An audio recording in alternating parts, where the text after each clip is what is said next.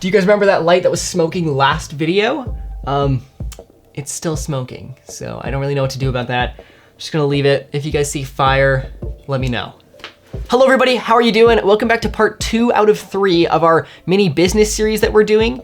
If you guys have not seen the first part, make sure you go back and do that. If you're new here, go down and subscribe. Part 3 is coming out in about a week from today. And yeah, I guess we'll just get right into the video.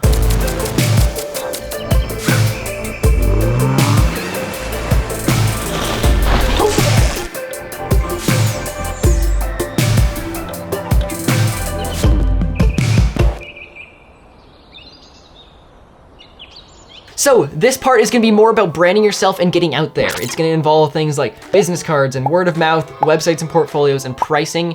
So without further ado, let's get right into the video. So first thing we're gonna talk about is business cards. And in one sec, I'm gonna get mine. Oh dear, whoopsies. Okay, so these are the TMS business cards. There's the front. There's the back. We went with more of a blue and kind of two-toned style with the business cards. I feel like they're very flashy and kind of noticeable. They kind of stand out from most business cards. And business cards are super important because they're basically a little advertisement on a card. So make sure your business card is eye-catching and also has all the proper information. So you want stuff like what you do, your YouTube, if you do that, that's what we have, your Instagram, your website, your email, so they can contact you, or phone number, and also your names. We added a little QR code on ours so they can easily scan it with their phone and it pulls up links to our YouTube and Instagram and everything that we have and website. So that's another option. We like this big, full TMS on the back just because it's eye-catching and we thought it looked cool. And yeah, this is kind of what we use. We hand these out to pretty much everyone we know or anyone who is interested in our videography or photography or anything that we do. Just be like, basically just go to Vistaprint or something like that, get like 500 printed and start handing them out to everyone you know, like your grandma, your mom, your pet, your turtle, your pretty much anyone you can find that has hands, get their hands on one of these because it'll spread and they'll start maybe handing them out to someone who needs it or someone who is looking for a photographer or something, and they'll recommend you and stuff like that. So it's kind of surprising how well these guys work.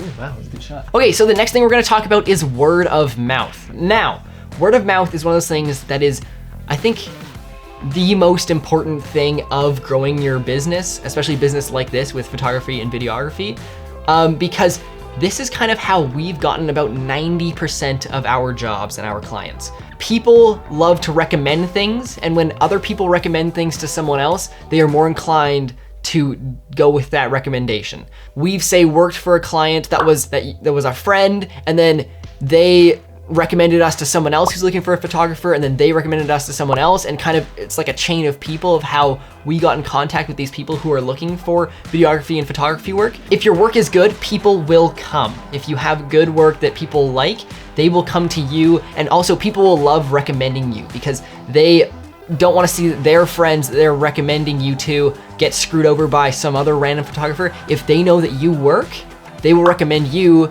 you get the job, they're happy, you're making money, boom, it's done. Done deal, see? Word of mouth is super important. I think it's actually one of those things that gets underestimated a lot, but it can work very, very well, especially if your work is something that people are looking for. Now, the third thing we're gonna talk about is websites and portfolios. So I know in the first part I talked about using an Instagram for your portfolio, but if you're trying to get more serious into it, start looking at maybe a website or something like that. Like go to WordPress, go to Squarespace, go to Wix, go to Weebly, go to any one of those. Pay them like, I think it's like 15 bucks a month or something like that to start making your website, and just basically have it as like, get yourself a domain that people can remember. So ours is tmsmedia.ca. Something super easy to remember. If you're, say, like a self-titled photographer, you could even get one just your name. So I could get one as mitchellkucher.com or .ca or .whatever. So make sure you get yourself a website, and also with the domain, this is where it kind of gets a little tricky. Some domains cost more than others. I find that like different extensions at the end make it worth a little more or less. So ours is tmsmedia.ca because that's Canada. You can get .com or you can get .photo, I think, if you want, or .video, or pretty much .anything at the end, .film.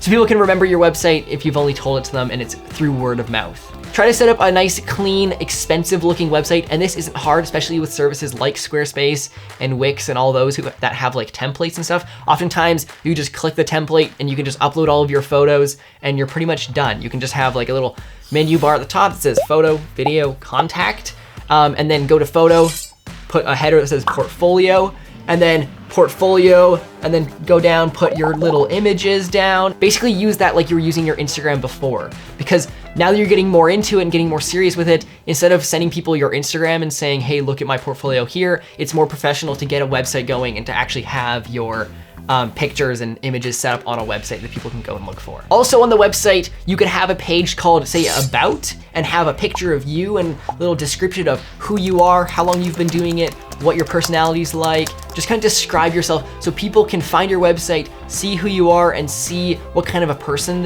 that you are.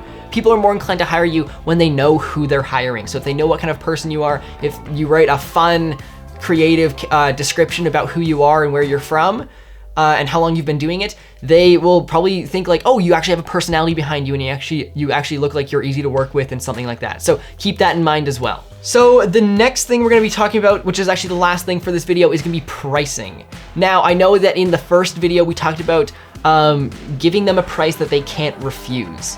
Now, once you start getting more work and more clients, you can start charging a little bit more, and pricing is tricky because sometimes you quote them a price and then, like, let's say 6 months down the road, you look back at it and you're thinking like, holy cow, that was super underpriced. Like, I should have charged them like 3 or 4 times as much.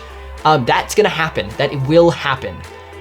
You're gonna be underpriced for like very much of the beginning of your photography career or videography career, whatever you're doing. In my experience, we've often, say, quoted someone for a video project, like we quoted them like $1,000 when it should have been like a $3,000 or $4,000 project, which it just gets awkward because then you kind of, let's say the project takes 6 months to do, and then by the time you're finishing up the project, you're looking back at it and you're thinking, man, I should have charged way more. I should have charged like $3,000 or $4,000 for this.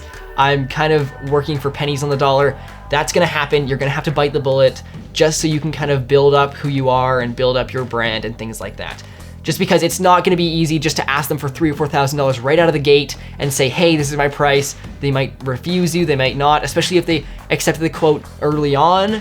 And then it took a little while to get the project going. It can get a little awkward and it can be a little discouraging, but trust me, you're gonna get projects that are gonna be worth a little more and you're gonna get your money's worth eventually. Okay, so that was part number 2 out of 3 of our business series. I hope you guys enjoyed it. It was a little more about branding and kind of getting out there and what it's like and pricing and things like that. If it helped you, make sure you go down and leave a like. Also comment if you've done any of these things before, if you've, say, screwed up on pricing and how badly you've screwed up. I'd love to hear it. Just go let us know down below. If you're new here, make sure you go and subscribe. We try to do tutorials every 2 weeks if possible. And also we do videos once every Monday that come out. They're more vlog style, kind of lifestyle videos. I'm pretty sure you guys are going to enjoy them. Please go down and subscribe. You probably won't regret it. And part 3 is gonna be more about the nitty-gritty business side. It's gonna be more about the details of invoicing, quotations, emailing people, following up, and kind of things like that. So I hope you guys are excited to see that. It's probably gonna be coming out a week from this video. And yeah, I guess we'll see you guys this coming Monday.